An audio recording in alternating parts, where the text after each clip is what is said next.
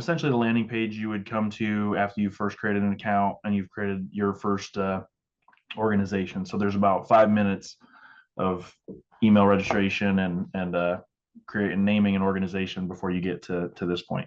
Once you land here, we have some project templates. We're going to start with a blank project today, just to show for our purposes, sort of bare bones. But if, for example, you had a Fitbit only study, there are other templates that already have a bit more built out infrastructure in place, schedules, notifications, reminders, some surveys and things like that that you can take advantage of right off the bat. This can all, of course, be created from a blank project, but there are just some templates we have out of the box that will allow you to kind of have some of the other configurations set up. But today's purpose is to show just how simple it is to start from scratch and essentially take live a study that collects some wearable data.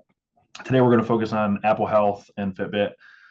There are other connection capabilities, a little bit of Google Fit, which is being sort of sunset into a new thing, Garmin, as Bronwyn mentioned, and Omron for things like cuffs and stuff like that. But today's focus will be on just Apple steps and heart rate from Apple Health and Fitbit. It's kind of what we're going to be looking at. So we're going to start with a blank project. We're going to use this template. We'll create a new project, my wearable project. Created it. We'll come in here. There's a bunch of different settings, and for the purposes of this webinar and demo, we're not going to get into detail of all the available configuration options here. There's help guides and some other things that can be used to learn a bit more about this whole tool if you'd like to. But the first thing we're going to do is, just since this is a wearable focused demonstration, we're going to jump down to the wearable data and show how we would enable that for our new project. In this case, these are the available sources of center and EHR data at this time. We're going to go into Apple Health, and we're going to turn on a few of these, or a couple of these, for this demonstration, hourly steps, and we're going to get resting heart rate. So there are obviously many other steps, different types of data types within each of these categories. But as Brown pointed out, you don't always want to ask for all of them. I mean, you might need all of them, but just note that participants have to agree to this. So they will get prompted to, and if you're asking for, hundreds of data types, they may be reluctant, versus if there's specific targeted ones that you're actually interested in. It's nice sometimes to get the other data, but,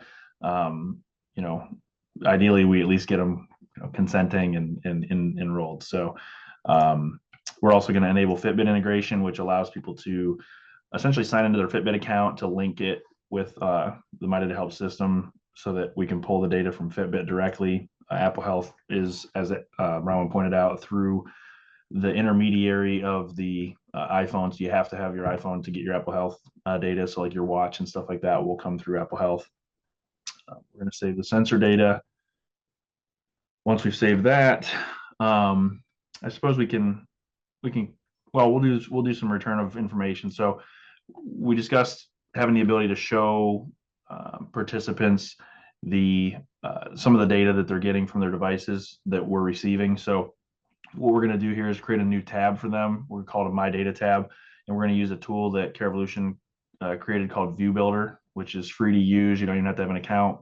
You can just visit viewbuilder.carevolutionapps.com, and you can create a view that can be published and used within the My Data Helps Designer tool. So we're just going to do a simple one. We'll put some text at the top with a title. There's some markup in some of the text, so you can do adjustments like that. We're going to do a couple of these cards just to organize some widgets. Part of our data visualization section has these things called daily data charts. So since we picked steps, we're going to come in here and get the step data coming in. We're going to show it a week at a time. We're going to start the week 6 days ago, and we should be good with that one. And then we'll do another one for resting heart Garrett, rate. I'm going to jump in. I mean, and just point out, he's making it look so easy, and it is. And the point is, right, there's all of the code is happening behind it, but yeah, he's literally a drop down. Do I want a bar graph? Do I want a line graph? Just picking which of the data There's types. Bar, line, area. Yeah, you can do the different types of graphs. All of it's set up. and it's literally click, click, drag and drop. Really awesome for those of you who have struggled of, designing and then having built an app and all of the challenges. This is, we'll be ready to go and you make these choices. And so I'm just gonna call this the My Data view. Yeah, and there's other, you can adjust colors and things like that too. We're not going to get into that for this demonstration, but essentially we've wired this up to show us the past 6 days worth of steps on a daily basis, and also your resting heart rate for those. We're using combined data sources, which means it will pull from, if you have Apple Health and Fitbit, it'll pull across a unified provider of that data. So regardless of which type of device it comes in on, it'll show up in these charts. All we have to do here is publish this, which will generate a URL for us. This is the publishing URL, and then there's a return to edit URL. We're just going to copy the publishing URL, go back to our application layout for our project. We're going to add a new tab. We're going to call this tab My Data. We'll give it a dashboard icon. It's going to be a custom view made with View Builder. So we just paste that URL in here. And in the future, if we want to re-edit that, we can now just click the edit button. It'll take us to View Builder with that view in place so we can edit it. I'm just going to verify that these other settings are good. Give it a unique key of My Data. It's supported on platforms of iOS, Android, and web at this point. You can also limit that if you only want the tab to show up for certain environments, something for web only or something for Android only or iOS. And you can also make it visible to certain segments within My Data Health Designer. We're just going to do all participants. We want everybody to get the same thing. And if you did want to, you can assign a badge source so that this tab shows a number at the bottom when there's something to see there. But typically that would be more for like a task tab or things like that. So we're going to say done here. We have the new tab. We'll make it the second tab, and we're going to save those. And Garrett, can I just comment too? So you see the home and the tasks, those are a pre-made. You can do the same thing that Garrett went through if you wanted to do a custom view builder, you wanted it to be a little bit different or a lot different. That's right. But so those ones, he didn't secretly do anything before. Those are the, standard, you go in, you'll have that. But then you have the ability to make changes. Yeah, we could essentially replace it. We could go build our own home view with the widgets we want, and we could, swap this one out. We could do a similar thing for tasks. These two are just out of the box tasks and home views that happen to be there to start the project, but we can remove those or make new ones or edit those kind of things. So now that we have the application layout in place, I think one more thing I'll do before I enroll a participant is just go create like a welcome survey, just to kind of show that how simple that is to and you'll see there's one survey already there, and that's standard. You can obviously delete it if you don't want it, but a standard consent one, and so that comes up with a new project. Yeah, you get the standard you get the standard consent survey. You also get a standard invitation notification. We're not going to use that because we're just going to use the QR code today for our enrollment. But yeah, there's a couple of building blocks that get put in place automatically. Just want this instruction step. And then maybe we'll just like ask them their mood or something. Say, how are you today? This could be any number of questions you might want to provide them in a baseline survey about any number of things. We're going to publish that survey. We'll then go back to our project. And in order to deliver that upon enrollment, there's a feature called schedules. We're just going to go add about the simplest one you can, which is a on enrollment survey or on enrollment schedule. Sorry. We're just going to name it the welcome survey. And all we want it to do is when somebody enrolls, we want it to deliver the welcome survey with a 2-week due date. And that schedule is now created. So at this point, we've set up essentially everything we need to gather data from participants and to let them view the return of results and that sort of thing. So I'm going to go to our enrollment settings, and I'm going to actually switch over to the phone, and we're going to go through what the participant would see now as part of their enrollment. So enrollment settings has a QR code for joining. There's also links, and we can do invitations and things like that. But for this purpose, we'll just do the QR code scan. So scan the QR code. This will take us to a web-based enrollment where we can create an account. So in this case, I'll create. And this web-based, so he did it with QR code. If you were sending invitations, say over email, and you click on it, you can go right into the browser on the computer and be able to sign up. And so goal being to make registration as easy as possible. Often people don't want to download an app initially. And actually, depending on whether you're using, Fitbit or Apple Health, you might not even need them to download an app. There's, kind of pros and cons, but either way, we want this onboarding as easy as possible. So you can just go and create this, and then you'll see that there are prompts to download the app if that's what you're wanting for your specific study. Right. And so this is just the My Data Helps privacy policy agreement for when they're creating a new account. This orange banner at the bottom will not normally be there once you've gone to production. This is because our new project is still in development mode. And it's just warning folks that, hey, this is still development, join at your own risk. This is part of the consent that was created. We didn't actually look at the content of that consent survey, but this is the part of the blank consent. So you can modify what this content is, but we're just going to go through that consent to get enrolled in the study. Put some fake values in here. Garrett demo, pick a birth date here somewhere, 70s. Agree. And same with these consents, based on your study, your IRB, if you need the full name, if you need a full signature, all Right. of that's customizable. Yeah, if you're okay with them just hitting agree, you can do that. If you need them to sign and all that other kind of stuff, you can do those. So at this point, because we're on web, it's actually going to prompt us at the top to try to suggest we download the app. It also shows us our available tasks, which include that welcome survey that we did upon enrollment. And there's a little device connection manager area here that talks about connecting Fitbit or downloading My Data Helps in order to use Apple Health. So we're going to just click on the App Store version. It's going to take us to the App Store for My Data Helps, and we're going to tell it we want to install that app. And while that's kind of taking its time and doing what it does, I'm going to go ahead and go back here and show, like, if they were on the web and they just want to, they can do the connection to Fitbit. And so they should be able to come in here. Let's see. Oops. And this is, if you remember, as we went through the different ones. So Fitbit has an actual thing that you log into, and so it's going to cloud. And so therefore, he's able to log into Fitbit and it can work whether it's web or app.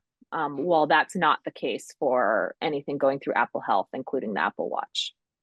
Yeah, unfortunately, it cached my Fitbit login. So when I connected, it just connected. There was one screen there that you would normally have seen. It's an OAuth flow. So when you authenticate, you would have received the login screen for Fitbit. It would have you authenticate, and when you do, it'll just say My Data Helps would like to have your data, and it gives you a few check boxes for sharing some or all of your data. And then when you approve that, you land back here and you'll see the status update to Fitbit is downloading your data. And I'm going to see if the app is downloaded at this point. Okay, well, while you're doing that, I'll answer the question, and that patient has to get the app on their phone. So that's up to you when you set up the study, and a little bit up to you of what wearable are you using. So for example, if you are using Fitbit, you can get the data by them signing into the account. Like what Garrett just did, well, that was on his phone. It's web-based. He's downloading the app now. And was able to connect Fitbit. You can get the data. Now, I will say, right, you can't obviously do app notifications. You can do text and email from that, but some individuals will choose to do a study completely appless. But yes, if you want to use Apple Watch or anything with Apple Health, they have to download the app. Yeah, to see here, I went back to the web, so it was still downloading the app, so I just went back to the web, and because we had connected Fitbit already, it's already pulling that data. And when I went to the My Data tab that we had created in View Builder, it's already pulling some of the Fitbit data. So even without the app fully installed, you can do the Fitbit and things like Garmin integrations you can do with web only. We're going to finish installing the app here, and then it will also synchronize our Apple Watch and Apple Health data up to it. Yeah, if you notice, right, like, so there's the website listed at the bottom. There are the tabs, so it's that nice experience. It feels like you're in an app, but you didn't have to download an app. So a lot of different functionality and choices that you have with this, and then again, it's what you need, what your patient population is, and figuring out what's best for all that. And it can be depending, say it is with Fitbit, you have that option. You could also give participants the option. Some might prefer to have the app, some might not.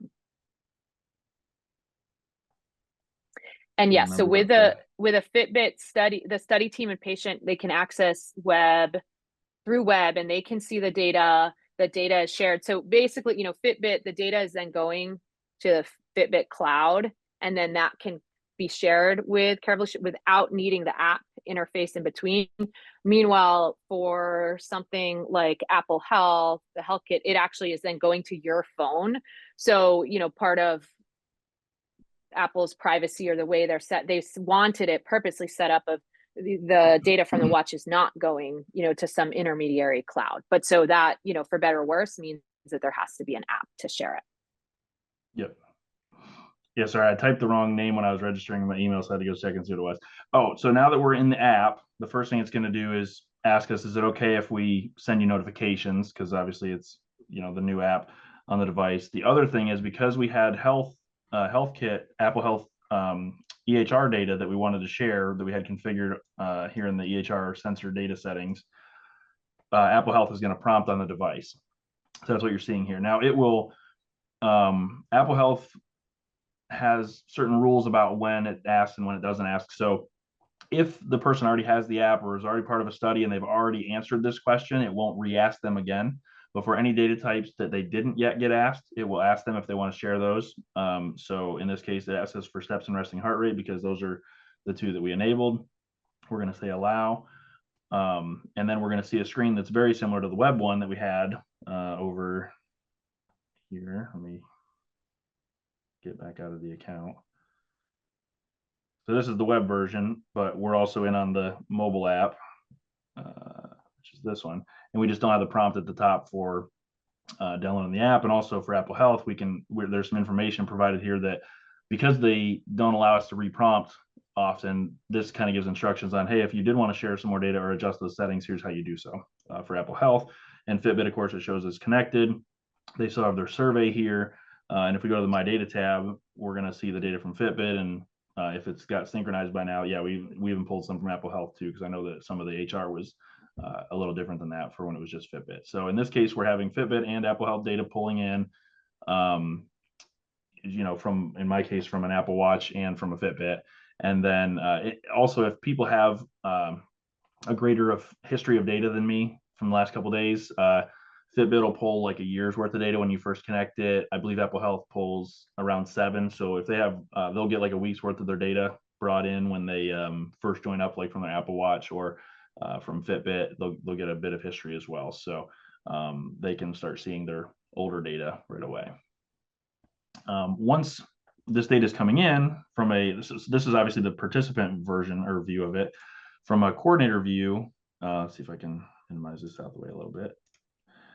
You can see some of that data by coming into their, sorry, let me back that up. You can come into the participant viewer and you click on the participant, and you'll see, you land on their little support dashboard. But if you click over into their Apple Health tab, you'll see the data that's been coming in from Apple Health. So you can review it here. You can also click on Fitbit and review the data that's been coming in from Fitbit for that person. Likewise. And so that, whether or not they downloaded the app, you would be able to see it. Right. The Fitbit data would be here even before we downloaded the app. Yeah. The Apple Health data wouldn't have showed up until we gave it permission to share. And then it would have pulled that in. The other thing I'll do here real quick is, let me pull up the phone again. I'll just go ahead and complete that little welcome survey that we had and show you where that lands back in there.